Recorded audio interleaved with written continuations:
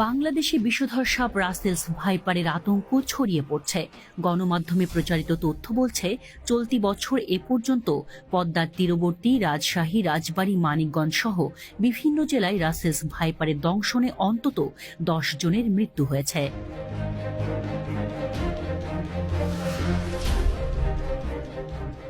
Russell's viper ভারতীয় উপমহাদেশের 4টি বড় সাপের একটি।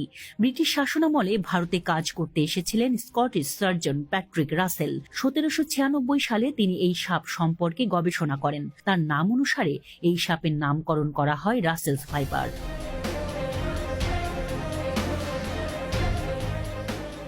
বহু আগে থেকেই বাংলাদেশে অস্তিত্ব ছিল রাসেলস ভাইপারের। দেশের বিভিন্ন এলাকায় সাপটি চন্দ্রবোরা বা উলুবোরা নামে পরিচিত। দেখতে অনেকটাই অজগরের বাচ্চার মতো। এটি একটি ভয়ঙ্কর বিষধর সাপ। রাসেলস ভাইপারের শরীরে ছোপ ছোপ চিহ্ন থাকে, আর অজগরের মতো শরীর জুড়ে লম্বা রেখার মাঝে গোল গোল চিহ্ন থাকে।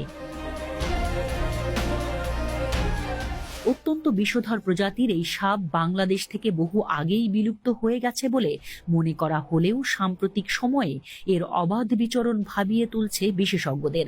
গত 1 মাসেই রাজশাহীর চারঘাট, গোদাগাড়ী, রাজবাড়ীর গোয়ালন্দ, চাঁদপুরের মতলব সহ দেশের বিভিন্ন জায়গায় দেখা পাওয়া গেছে রাসেলস ভাইপারের। গত 3 মাসে পদ্মার তীরবর্তী মানিকগঞ্জে অন্তত 5 জন প্রাণ হারিয়েছেন এ সাপের দংশনে।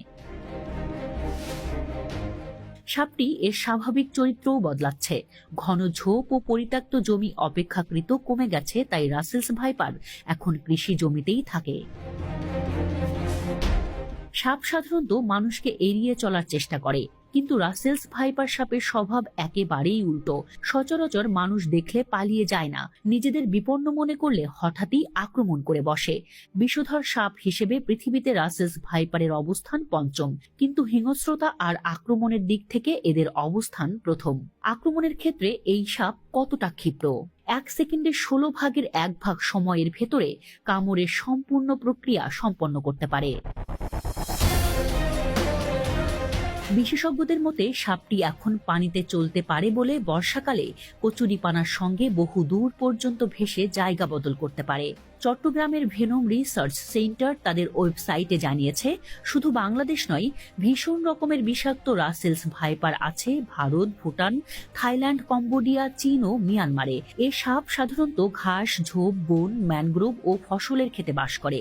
যেহেতু ডিম না দিয়ে সন্তান প্রসব করে, ফলে সাপের বাচ্চাদের বেঁচে থাকার সম্ভাবনা বেশি থাকে। রাসেলস ভাইপারের বিষের প্রতিক্রিয়ায় আক্রান্তের রক্তক্ষরণ হয়, হৃৎপিণ্ডের সমস্যা দেখা দেয়, কিডনির কার্যকারিতা বন্ধ হয়ে যায়। ফলে যেসব রোগী আক্রান্ত হয়ে হাসপাতালে চিকিৎসা নিতে আসেন, তাদের শতকরা প্রায় 30% মারা যান। অন্যান্য সাপে কাটা রোগীদের তুলনায় রাসেলস ভাইপারের দংশনে মৃত্যুর হারও বেশি।